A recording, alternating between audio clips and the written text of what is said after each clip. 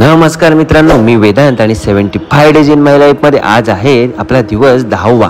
तर मित्रांनो, 10व्या दिवशी आपण सकाळ सकाळ आलो होंडा शोरूमला आपल्या सरांची गाडी सर्व्हिसिंग करायची होती। तर त्याच्यासाठी आपण गाडी सर्व्हिसिंगसाठी आलो आणि आपला नशिबाने दुसराच नंबर लागला। त्यानंतर आपला मित्र आला आणि आपण निघालो ते म्हणजे मुसाड चांदेवाडीमध्ये लग्नाला।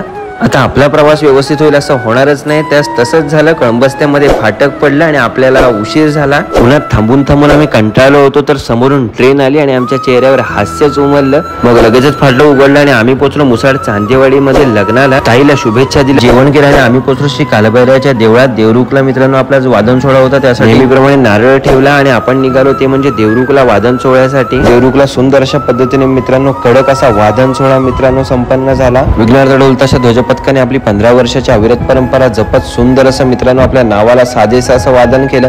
ठीक आहे मित्रांनो, भेटूया पुढच्या व्हिडिओमध्ये। जय शिवराय।